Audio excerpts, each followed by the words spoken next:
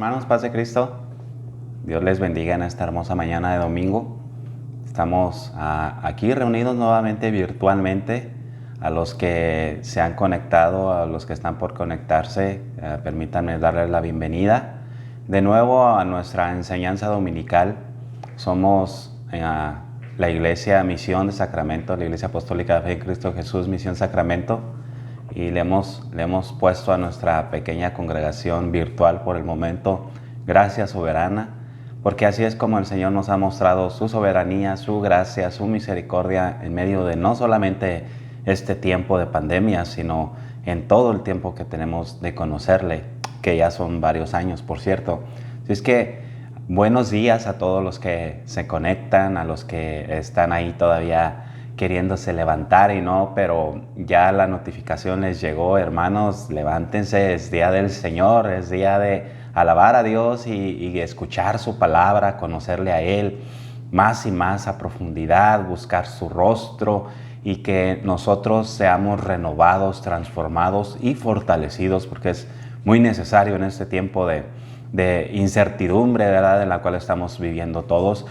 Confiemos en el Señor. Ánimo, hermanos. Yo sé que no es lo mismo ver transmisiones diferentes por medio de las plataformas de las redes sociales. No es lo mismo congregarse personalmente en una iglesia, pero la iglesia debe de estar preparada y lista para enfrentar cualquier reto, cualquier contratiempo que venga a nuestras vidas. Debemos de aprender a navegar en aguas turbulentas, en mares agitados, en términos del mar. Aprendamos a caminar en medio de cualquier adversidad, porque es ahí donde la iglesia siempre se ha fortalecido. Y curiosamente, cuando la iglesia más ha crecido a lo largo de la historia de la cristiandad, es cuando la iglesia se ha visto afectada por muchas situaciones. Es cuando más se ha multiplicado la iglesia. Así es que aprovechemos estos meses de cuarentena, de encierro voluntario y a veces involuntario, lo digo por mi persona, para aprovechar lo máximo. No, hermanos, por favor, no caigamos en esa necedad, podría llamarse necedad a relajarnos, ¿verdad? De sentarnos y pues decir, bueno, pues no tengo ningún compromiso de ir a la iglesia, no tengo ningún compromiso dentro con mis hermanos, solamente cumplo, ¿verdad?, con conectarme. Gracias a Dios que algunos lo hacen constantemente, pero aún así, hermanos, ahora que no tenemos tanto compromiso como grupo, como fraternidad que somos de la iglesia, ahora cuánto más nosotros podemos apoyarnos por medio de las redes, conectándonos constantemente a las transmisiones de nuestra iglesia local. Primero apoyar a nuestra iglesia local, después ustedes libre de compartir y gozarse y recibir palabra de Dios de otras iglesias. Cómo no, es completamente lícito, pero nuestro deber es con nuestra iglesia local, al cuerpo al que nosotros pertenecemos. Así es que ahí les hago esa llamada de atención, no se crean. Ahí les hago esa invitación a todos. Si tú eres parte de la iglesia de la Misión Gracia Soberana, y si no eres parte de esa, apoya a tu iglesia, apoya a tus hermanos y apoya también a las iglesias que tú constantemente estás siguiendo.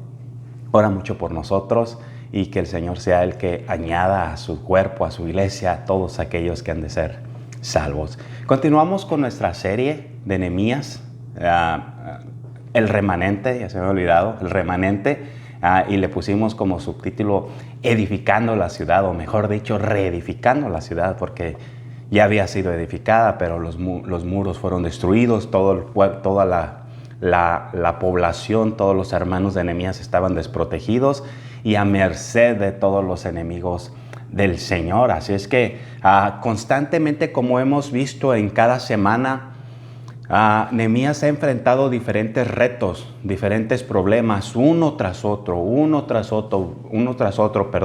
Vimos que Nehemías no aspiraba a ningún cargo religioso ni a ningún cargo político, simplemente sintió un deseo puesto por Dios en el palacio del rey Artajerjes, sirviendo como copero del rey, él sintió la necesidad de ir a hacer algo por sus hermanos. Así es que yo quiero invitarte, motivarte a que tú sientas esa misma necesidad que sintió Nehemías de ir a hacer algo por tus hermanos. Tal vez no personalmente, pero hermanos, desde casa podemos hacer mucho, demasiado, yo creo, podemos hacer por nuestros hermanos. Y no solamente por nuestros hermanos, sino por nuestros amigos, por nuestros compañeros de trabajo. Esta semana ciertamente no he confraternizado con ningún hermano. No es porque no quiera, sino es porque no se puede. Pero me encantaría volver a hacerlo, ¿verdad? Tener una reunión y después de la reunión, como acostumbrábamos, comer juntos, platicar por largas horas y que el domingo se nos vaya haciendo eso. Pero por el momento no se puede. Pero esta semana he tenido tiempo de entablar conversaciones que antes de esto no podía, con personas que no son nuestros hermanos, pero que son amigos, son compañeros que necesitan urgentemente la palabra de Dios, necesitan el evangelio de Jesucristo para que sus vidas sean transformadas. Es que aproveche, como siempre les digo a mis hermanos de la célula, aprovechemos cada momento, cada conversación para sembrar la semilla del evangelio en la vida de los demás. Y así es que Nehemías aprovechó su posición que tenía con el rey para pedir audiencia al rey e ir a ayudar a sus hermanos. El rey le concedió lo que él había pedido. Es más, le dijo, ¿qué necesitas? ¿Verdad? Imagínense que el presidente de este país te diga a ti, líder o pastor o encargado de una iglesia o miembro activo de una iglesia, que te diga qué necesitas para que vayas y sirvas a tus hermanos. Eso es un gran privilegio, pero la pregunta sería, ¿qué pedirías? ¿Pedirías algo para ti o pedirías algo para bendecir y para ayudar a tus hermanos? Esa es la pregunta, ese es el gran dilema, ¿verdad? Ahí está el detalle. Dijo un conocido actor mexicano, que algunos se están riendo y ya saben quién es.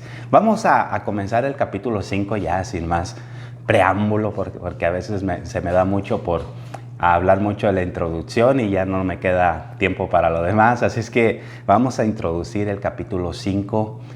Es una porción bastante extensa, son 19 versículos. Ojalá que podamos terminarlos el día de hoy, porque para alcanzar a acatar todo el concepto, todo el contexto que nos muestra aquí la palabra de Dios, dice versículo 1 al 4 del capítulo 5 de Nehemías, tiene como subtítulo abolición de la usura. Más adelante vamos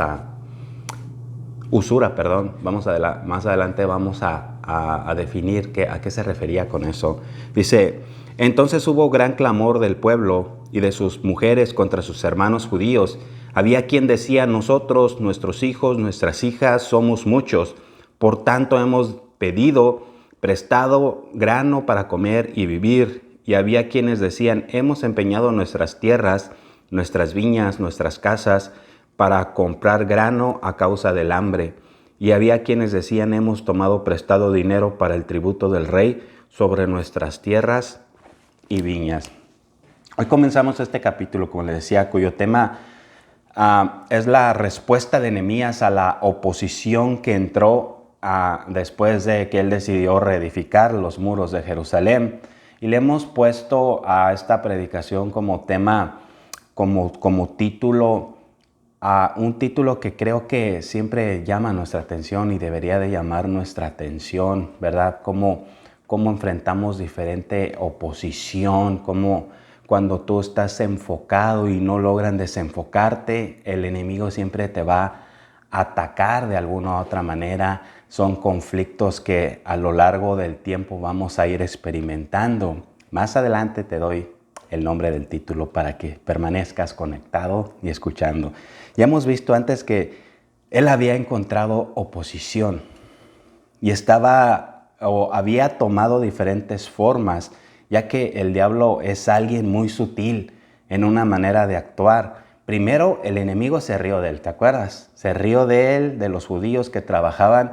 Después no solamente se rió de ellos, sino que se burlaron de él, poniéndolos en ridículo. Hasta dijeron, una zorra va a tumbar esas murallas no son fuertes, rápidamente se van a cansar y se va a destruir todo. Finalmente hubo una oposición más frontal, más abierta. Esta fue tan intensa que Nehemías tuvo que disponer que cada obrero trabajase en la muralla con una herramienta de albañil para construir y con una espada en la otra mano. Así es que por un lado, en términos más coloquiales, tenía su cuchara de albañil por un lado, aquellos que estaban reedificando los muros, y su espada por otro lado, para poder construir y defender al mismo tiempo.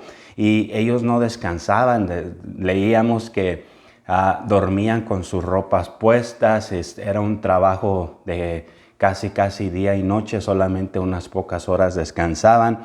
Ahora vemos que aquí la oposición no viene de los de afuera, del tal Sanballat y todos esos que se habían aglomerado para hacerle la vida imposible a Nehemías y al pueblo de Dios, sino que cuando el diablo, el enemigo de nuestras almas, no logra su cometido, que es desenfocarnos del propósito y el plan en el cual Dios nos coloca en un lugar, siempre va a involucrarse, ¿verdad?, para poder dividir el grupo que Dios ha levantado. Un general romano muy famoso decía una frase muy conocida hasta nuestros días que se dice, divide y vencerás. Así es que cuando hay división, el enemigo es el que vence, el enemigo es el que se lleva la victoria. En realidad, en estos casos es donde el diablo lanza sus ataques más efectivos, cuando logra dividir el grupo que el Señor ha reunido. Es que la división aquí es un problema muy grande, muy fuerte que enfrentó Nehemías, y es un problema que también nosotros pudiésemos llegar a enfrentar. Dios no lo quiera, pero tarde o temprano puede llegar a suceder. Y ahora sí le digo el título de la enseñanza del día de hoy. Así es que ponga atención. Al recordar la historia de la iglesia, comprobamos que el diablo no ha podido destruirla por medio de la persecución. Y lo que ha hecho entonces fue unirse a ella, y en este relato vamos a actuar desde adentro, desde el núcleo, cómo se introduce dentro del grupo para crear esa división, para crear esos problemas. Así es que el título ahora sí es Batalla Interna. Una batalla que se genera en lo interno. Ya no viene el ataque desde afuera, sino desde adentro. Cuando él logra involucrarse en la vida del grupo que estaba trabajando juntos, y ahora genera una pelea, una discordia, pudiera ser un montón de cosas. Ya había causado el desaliento. Cuando vimos el capítulo 4, vimos un poco de desaliento entre los judíos, y entonces avanzó un paso más e hizo que se produjesen conflictos entre ellos. Aquí es donde él es más peligroso. Comenzamos leyendo los primeros 4 versículos de este capítulo, y usted puede apreciar, hermano, que la naturaleza humana no cambia. No solo eso, aun cuando estamos viviendo en la actualidad en una era, en una etapa de la vida muy electrónica, muy superficial, muy de que este es mi tiempo, este es mi espacio, esto es mío, tú no puedes interrumpirme cuando yo estoy haciendo mis cosas. Esa era ha hecho que generar muchos problemas en el núcleo familiar, en el núcleo personal y en el núcleo ministerial también. Problemas que tenemos son similares a los que tenía Nehemías. Había una batalla interna, y cuántos no experimentan diferentes batallas dentro de su hogar, dentro de su casa, dentro del núcleo familiar. Y esto es algo que nosotros debemos estar apercibidos. A cualquiera le puede pasar, como decían por ahí, hasta en las mejores familias puede suceder. Hay veces que hay un predicador que me gusta mucho cómo lo expresa este tema. Dice, llegamos a hacer perfiles de Facebook encarnados. Y él lo explica de esta manera. Dice, yo tengo problemas matrimoniales por culpa de los perfiles de Facebook de otras personas. Y dice, porque mira su perfil de Facebook de esa persona y tiene de foto de perfil una foto perfectamente bien tomada, la pareja bien arreglada y puras publicaciones de que aquí mi esposo me trajo el desayuno a la cama y me trajo jugo de naranja exprimido por sus propias manos. Dice, y yo tengo problemas aparentemente por culpa de esos perfiles, porque esos perfiles no son 100% reales. Esos perfiles no son 100% ciertos, porque ¿quién quiere publicar sus errores? ¿Quién quiere publicar sus problemas? No, todo lo contrario. Todos queremos publicar nuestras victorias, todos queremos aparentar que vivimos una vida de perfección, cuando muchas de las veces, o casi siempre, nadie es perfecto. Y él dice, y mi esposa me pregunta, ¿y mi jugo de naranja? Y él le responde, ¿a ti no te gusta el jugo de naranja? Dice, ¿y por qué no tenemos una foto así tan arreglada como fulanito de tal? Dice, ¿a ti no te gusta tomarte fotos? Así es que muchas veces aparentamos lo que no somos. Y ahí es donde empieza esa batalla interna, ¿verdad? Por querer aparentar lo que realmente no somos. La gente aquí estaba en el tiempo de Nehemías tan ocupada edificando los muros que no habían tenido la oportunidad de ocuparse de sus propias vidas también. Hay veces que creemos que servimos a Dios y en nuestro afán por querer servir a Dios y ser agradable de Dios, lo cual es muy bueno, es perfecto delante de Dios, nos olvidamos del Dios a quien decimos servir. Curiosamente eso pasa. Buscamos a Dios y nos perdemos en la religión, en la religiosidad, en nuestra búsqueda de Dios. Así es que siempre el ser humano tiende a irse por el lado equivocado, como dice aquel dicho que la cabra siempre jala pa'l monte. Así es que, hermanos, reenfoquémonos en lo que Dios nos ha puesto. Habían tenido que pedir dinero los hermanos de Nehemías, habían tenido que endeudarse. Si nosotros leemos los siguientes versículos, habían pedido prestado a sus propios hermanos. Ahora vamos a ver el versículo 5 para ver qué nos muestra la palabra de Dios. Ahora bien, dice, nosotros y nuestros hermanos somos de una misma carne, eran la misma raza, eran hermanos, y nuestros hijos son como sus hijos. Sin embargo, dice, nosotros tuvimos que entregar nuestros hijos y nuestras hijas a servidumbre, y algunas de nuestras hijas son ya esclavas y no podemos rescatarlas porque nuestras tierras y nuestras viñas son de otros. Aquí hay un gran dilema. Por un lado, ellos querían reconstruir los muros de la ciudad, pero por otro estaban totalmente endeudados. Ya estaban hasta aquí de las deudas. Paz de Cristo, hermanos, que tienes muchas deudas con tarjetas de crédito, ya te mandaron a colecciones, cosas así. No quiero agobiarte con eso. Descansa mejor en el Señor. Dice, duramente todo este tiempo, este problema se había estado agravando. Pero hasta esta ocasión Nehemías no se había dado cuenta de ello. El líder, hay cosas que desconoce. El líder, por más fiel, por más esforzado, por más entregado que sea, hay veces que se nos van a ir las cosas de nuestras manos. Hay veces que no vamos a alcanzar a entender o a conocer cada situación que las personas que viven a nuestro alrededor están pasando. Así es que téngale paciencia a su líder, más en este tiempo. Téngale paciencia a su pastor, a quien dirige su alma, a quien pastorea su alma, porque nadie nos enseñó, nadie nos mostró, ¿verdad?, cómo atravesar un tiempo de pandemia como el que estamos pasando. Como podemos ver, había algunos que se dedicaban a prestar dinero, prestamistas. Los enemigos de afuera no habían podido crearles mayores dificultades mientras hubo amor y armonía dentro del grupo. Cuando había amor y armonía dentro del grupo, por más ataques que venían de Sanballat y de los sirios y de los árabes y todos esos, no podían dividir la fuerza que tenían el grupo que el Señor había levantado, pero cuando empezó a haber dificultades entre los mismos hermanos, ahí ya había un conflicto grande. En este momento surgió el conflicto. Recordemos que este tipo de problemas también apareció temprano en la iglesia primitiva.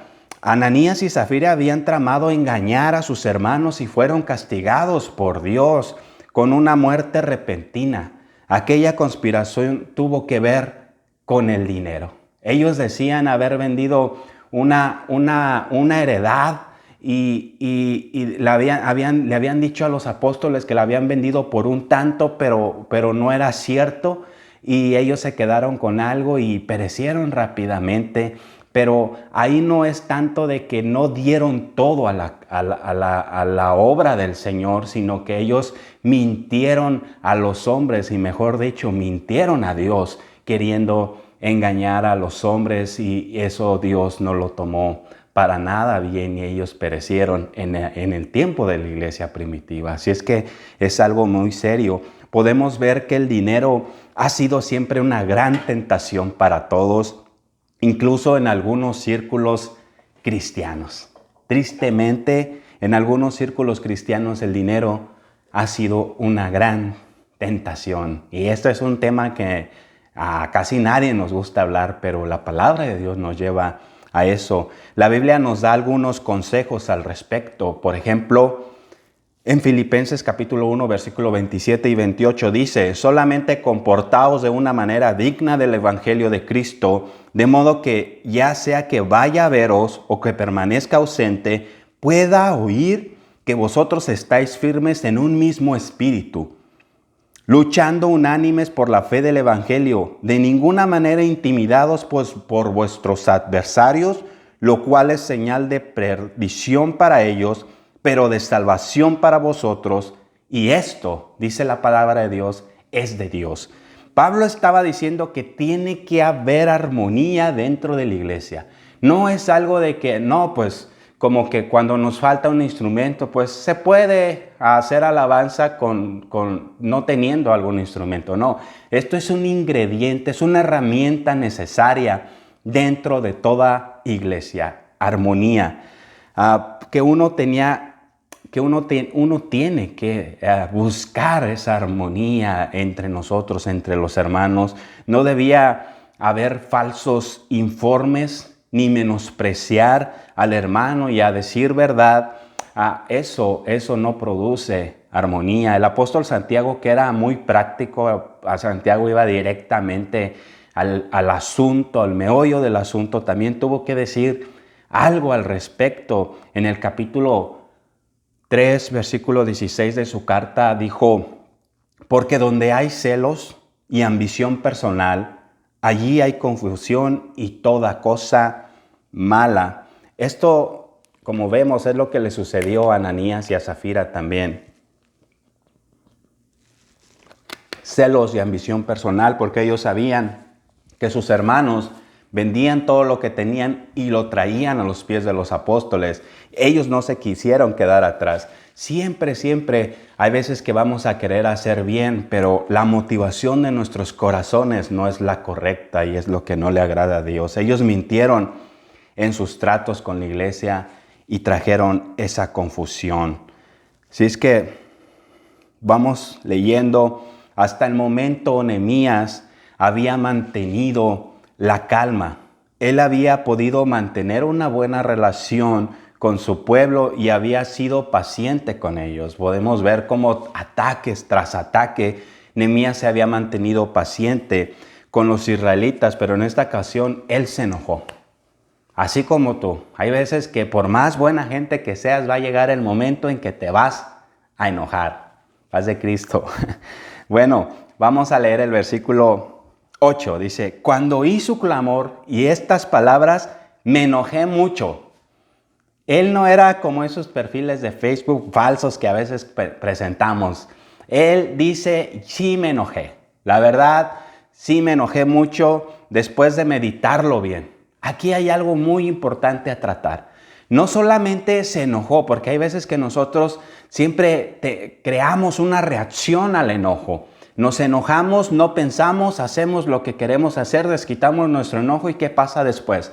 Nos sentimos mal, nos sentimos arrepentidos, nuestra memoria, ¿verdad? Nuestra conciencia, perdón, está redarguyéndonos, está carcomiéndonos nuestra integridad. Así es que él dice, después de meditarlo bien me enojé. Él pensó, él analizó las cosas, pensó las cosas con cabeza fría.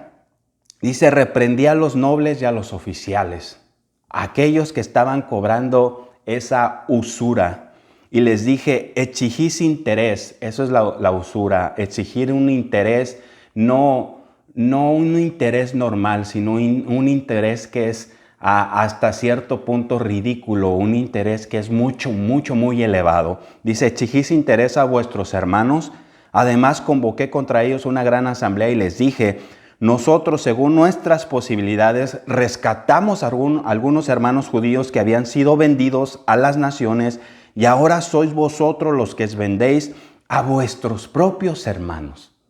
O sea, ellos estaban haciendo su negocio en medio de esta gran problemática, en medio de este tiempo de mucha dificultad, en medio de este tiempo en el cual debían de estar unidos, estaban casi vendiéndose unos a otros. Decían, tú me debes tanto, me tienes que pagar un interés más elevado para así poder yo sacar esa ganancia. Así es que eso era algo que estaba prohibido por la ley de Dios, por la ley de Moisés. Así es que ellos estaban violando ese mandamiento, no solamente cobrando un interés, sino que cobrando un interés más alto. La palabra de Dios en el Antiguo Testamento prohíbe al pueblo de Israel a cobrar un interés. El interés solamente se les cobraba a los que no eran parte del pueblo de Dios. Y ellos no solamente estaban haciendo eso, sino que habían hecho usura de eso.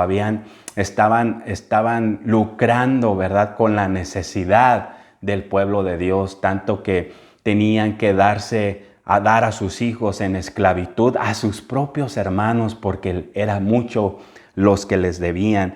Dice, y callaron y no tuvieron que responder. Cuando Nehemías les enfrenta y les dice el mal que estaban haciendo, ellos no tuvieron otra escapatoria, no tuvieron opción. Y cuando te dejan sin argumentos, que lo único que haces es callar, porque no encuentras palabras para defender lo que es indefendible. Aquí vemos que no se enfadó simplemente, que no se enojó simplemente, sino que se indignó.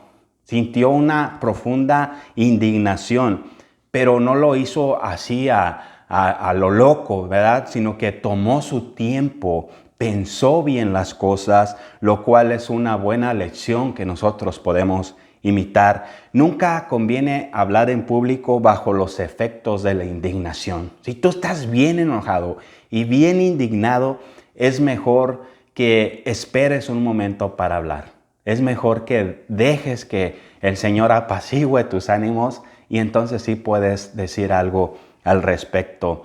Pero Nehemías no solamente tomó su tiempo, sino que enfrentó la situación. Enfrentó la situación que estaban viviendo sus hermanos y les reprochó públicamente. No solamente a ellos, sino que públicamente a los nobles y a los gobernantes por su mal proceder, por su mal actuar. Teniendo en cuenta el estado público del problema, fue la forma más correcta de proceder. Como les decía, no a todos, más bien casi a nadie les gusta el conflicto, pero hay cosas que son necesarias evidenciarlas y componerlas, arreglarlas por el bien de muchos.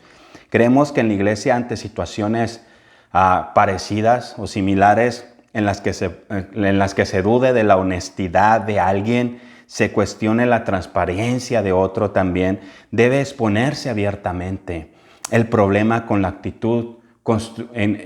una actitud constructiva, no destructiva de resolverlo. Es que en cualquier iglesia que tú te congregues siempre deben de estar las cuentas claras. Hasta en el mundo saben que las cuentas claras producen amistades largas. Así es que siempre cualquier líder cristiano debe de rendir cuentas, debe de ser transparente, debe de ser, yo creo que la persona que inspire la mayor confianza a las personas que está pastoreando. Debemos de ganarnos la confianza de las demás personas, no solamente con palabrería, sino con hechos verdaderos. Es que imitemos esa parte de la vida de Nehemías. La vida de Nehemías tiene tanto que ilustrarnos, que enseñarnos, su carácter, su forma, su carácter apacible, pero también fuerte cuando era necesario hacerlo. Ya hemos dicho que él estaba enojado. Alguien podría decir que el cristiano no debería de enojarse así, pero la Biblia nos dice en Efesios 4:26, airaos, pero no pequéis. Si es que puedes enojarte, pero enójate con la certeza de que el Señor quiere enseñarte algo, quiere moldear tu carácter, pero también puedes hacer algo al respecto. El enojo a simple vista o el enojo por cualquier cosa no lo avala la palabra de Dios. Pero si tu enojo es un enojo, es una indignación profunda de tu corazón porque los derechos o las vidas de las personas han sido ultrajadas, eso es un enojo que viene de parte de Dios que te está motivando a ti a hacer algo al respecto. Hay razones para aclarar que hay que tener en cuenta esas razones para nuestro enojo. Si usted se enfada porque alguien ha perturbado su propio bienestar o porque alguien ha perjudicado sus propios intereses, entonces tu enojo no está justificado. Pero si tú te enojas por motivos tales como los planes y los propósitos de Dios y la gloria y la honra de Dios, o de que por el nombre de Dios porque el nombre de Dios está siendo menospreciado y vituperado, entonces sí puedes enojarte, pero no como los gentiles o no como las personas que no conocen a Cristo. No estarías cometiendo pecados si tú te enojas por tantas cosas que violan la palabra de Dios, la soberanía de Dios, que también traspasan los derechos de las personas. Pues Nehemías no adoptó una actitud pasiva ante el pecado evidente que estaba frente a sus ojos. No consintió en que se lo pasara por alto. Lo denunció abiertamente y creemos que nosotros debemos de ser impulsados a mostrar nuestro enojo justo cuando vemos que las cosas andan mal. Cuando las cosas no van bien, nosotros debemos exponer la situación con un carácter santo, con un carácter piadoso, con un carácter que agrade a Dios. No debemos mimar al que ha obrado mal. No debemos de decirle, bueno, obraste mal, pero pues como yo no te puedo juzgar, solo Dios te va a juzgar. Cerrar los ojos ante el pecado ni mirar para otro lado. No podemos hacer eso. Muchos en estos casos prefieren no intervenir. Tal vez tú conoces a alguien o tal vez tú eres uno de esos que dice, ¿sabes qué? Yo no quiero problemas, yo no me meto. Si la persona fulanito de tal actuó mal, allá él y Dios. Imagínense ustedes que Nehemías hubiera hecho eso, que hubiera dicho, pues ¿saben qué? Yo estoy enfocado en reconstruir las murallas de la ciudad. Si tú le debes tanto a fulanito de tal y ya no puedes pagarle, pues dale a tus hijos, dale a tus hijas, y si no puedes pagarle, pues dale a tu esposa, y si no puedes pagarle, pues entrégate tú a servidumbre, ¿verdad que no? Nehemías, a pesar de las muchas ocupaciones que tenía reconstruyendo los muros de la ciudad, él enfrentó el abuso que los propios israelitas de mayor poder económico estaban haciendo con los demás. Si es que él no fue una persona que decidió ignorar el dolor de los demás, sino que se puso en su mismo lugar. Bueno, nosotros no queremos crear problemas, algunos dicen, pero los problemas vendrán igual, aunque tú no quieras crearlos, solo que aumentados también. Porque si tú no intervienes, el enemigo espiritual acabará ganando terreno, acabará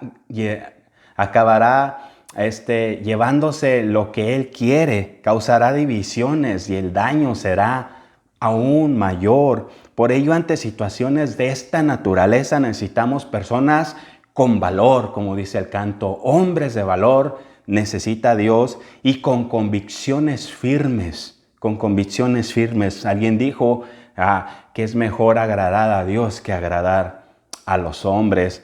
En la medida en que el cristianismo pierda autoridad moral, su imagen continuará deteriorándose.